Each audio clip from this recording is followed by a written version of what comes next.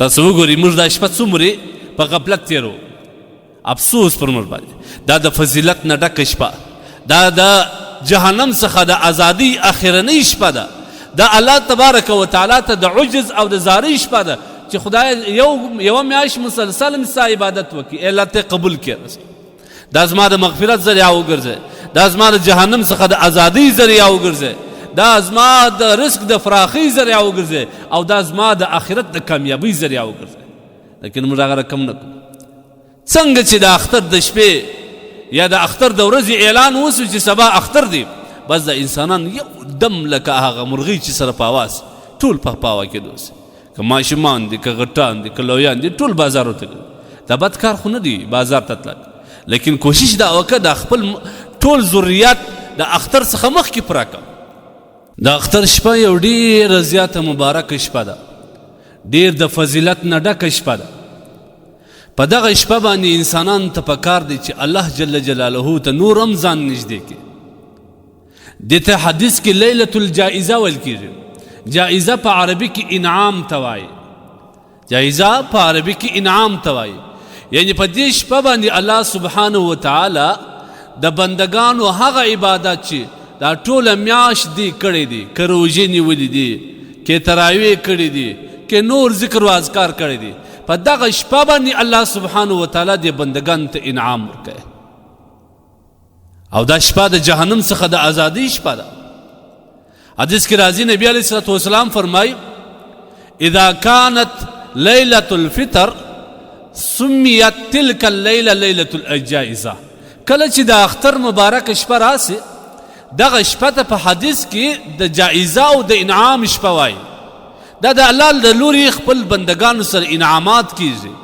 عام طور په دنیا کې به تاسو لیدلي چې کله امتحان اخیستل کیږي، په دې امتحان کې دا طالب العلم ډیر زیات محنت کوي، ډیر زیات خواري کوي، ډیر ځان ستړی کوي.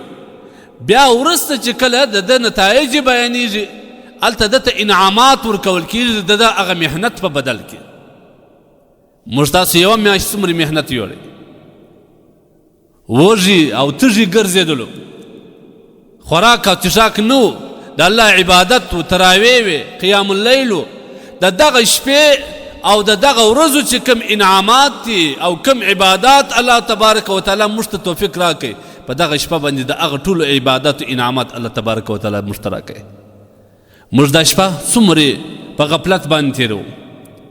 دا شپه موږ د عبادت څخه علاوه په نور رقم ناوړو اعمال باندې تېروو.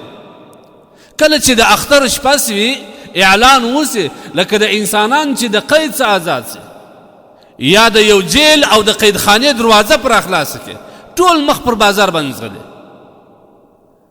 د چا په لاس کې موبایلونه وي، د چا سره سروزونه ورسره وي، چا په موټر کې سروزونه لګولي، چا ډولونه په دغه شپه باندې راوستلي، څوک پر هوټل باندې ناستي په خپل لهو لعب باندې برته اخته سي. لکه د یوه میاشت شیطانان بند و الله یې لک کړل، هغه شیطانان څنګه خپل آزاد وي.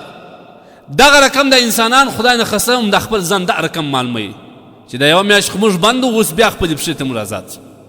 حال دا دی چې دا ډېره عبادت والا شپه ده، دا ډېر د فضیلت نه ډکه شپه ده، دا د انعام شپه ده. الله پاک جل جلاله په دې کې د بندګانو سره ډېر د رحم معامله کوي.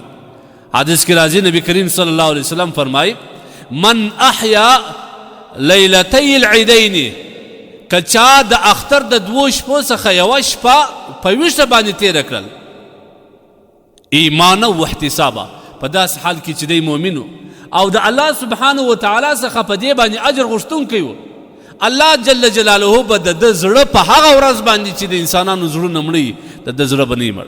دا کومه ورځ ده؟ د قیامت ورځ ده. ګورې دا ډېره سخته ورځ ده. په دنیا کې موږ ته هر څه کول پکار دي، دغه سختۍ چې موږ په دنیا کې ډېر په اسانۍ ځان خلاصولی شو. د قیامت ورځ په قرآن عظیم شان کې الله سبحانه وتعالی فرمایي یا ایها الناس اتقوا ربکم ان زلزلة الساعة. ای د الله نه وبېرېږئ، د قیامت د ورځې زلزله دا ډېره خطرناکه زلزله ده. دا خلک چې دا زلزله وویني وترى الناس سکارا، دا خلک به ته داسې ویني لکه مړه چې یا بېهوش وي، په هېڅ هم نه پوهېږي. وما هم بسکارا، حالانکې په حقیقت کې دا داسې بېهوشه نه وي. دا د قیامت د ورځې هیبت و وحشت و درناوی او دردناک ورځ ده، پر دا انسانانو په ټولو باندې یو قسم اثر وکړي. لیکن کوم چا چې د اختر شپه په عبادت باندې تېره کړي هغه به د قیامت په ورځ باندې بیا دا رقم نه وي، هغه به ډېر په اطمینان په مطمئن وي په دې شپه باندې. تاسو وګورئ موږ دا شپه څومرې په غفلت تېرو، افسوس پر موږ باندې. دا د فضیلت نه ډکه شپه، دا د جهنم څخه د ازادۍ اخرنۍ شپه ده، دا الله تبارک وتعالی ته د عجز او د زارۍ شپه ده چې خدای یوه میاشت مسلسل ستا عبادت وکړي، الله ته قبول کړي. دا زما د مغفرت ذریعه وګرځي، دا زما د جهنم څخه د ازادۍ ذریعه وګرځي، دا زما د رزق د فراخۍ ذریعه وګرځي، او دا زما د آخرت د کامیابۍ ذریعه وګرځي. لیکن موږ هغه رقم نه کوو. څنګه چې د اختر د شپې یا د اختر د ورځې اعلان وسو چې سبا اختر دی، بس د انسانان یو دم لکه هغه مرغۍ چې سره په اواز ټول په پاوه کېدو سي، که ماشومان دي که غټان دي که لویان دي ټول بازارو ته ځي. دا بد کار خو نه دی بازار ته تلل، لیکن کوشش دا وکړه د خپل ټول ضرورت د اختر څخه مخکې پوره کړه، کوشش دا وکړه پوره کړه. بیا که چیرې ستا ضرورت وي در ډېره حده دا شپه په عبادت باندې تېر کړه، وروسته بیا ولاړ څه خپل ضرورت پوره کړه، هېڅ بد کار نه دی. لیکن دا شپه په لهو العب باندې تېرول، دا د الله په نافرمانۍ باندې تېرول، دا په سروزو باندې تېرول، دا په بدو خبرو باندې تېرول، او دا د الله په قهر باندې تېرول، دا په ډول باندې لمانځل، دا په رقص باندې لمانځل، دې ته بازارو ته په لس مخ باندې ښځې راوتل، دا ټول هغه شی دی چې د الله نافرمانۍ او د الله قهر ته دعوت ورکول دی. موږ ولې دا رقم صحیح دی؟ ته ضرورت لرې، ستا حاجت دی، اسباب دې نه دي پوره کړي، ته راووځه خپل اسباب پوره کړه، پر لارې روان هم تکبیرات وایه. او دا هم د اختر د شپې سنت دا دی چې انسان چې کله د اختر اعلان وشو فورا الله اکبر الله اکبر لا اله الا الله والله اکبر الله اکبر ولله الحمد، دا تکبیرات تر هغه وخته پورې شروع کړي چې کله د عیدګاه لمونځ خلاصېږي. کان ابن عباس رضی الله تعالی عنهما، د ابن عباس رضی الله عنه په باره کې راځي، وایي دی به ده به فرمایل چې حق المسلمین، دا پر مسلمانانو باندې حق دا دی چې کله دی د اختر میاشت ته ولیدل دی به تکبیرونه وایي تر هغه ساعته پورې چې د عیدګاه د لمانځه څخه فارغ کېږي. الله اکبر الله اکبر لا اله الا الله والله اکبر الله اکبر ولله الحمد. دا د اختر شپه ده، دا په تکبیرو باندې تېره کړه. ته که ضرورت لرې بازار ته ځې په موټر کې یا پر موټرسایکل ناست دغه تکبیرونه وایه روان نور بد اعمال خو مه کوه، نافرمانۍ خو مه کوه، بغاوت خو مه کوه. الله سبحانه وتعالی په دې میاشت کې به شاید بخښلی یې، اوس بېرته دې د الله نافرمانۍ او بغاوت ته ملا وتړل. دغه مبارکه شپه دا د انعام او د جایزې شپه، ته د شیطان په معاونت او په کومک باندې لمانځې، د هغوی سره مرسته کوې، د هغوی پر لار باندې روان یې، د نفس پر لار روان یې. مه کوئ داسې. انسان باید دومره یاغي او باغي نه سي، خپل رب ستا سره څومره د رحم معامله کوي، موږ په دې کې باید کوشش دا وکړو دا شپه موږ په عبادت تېره کړو.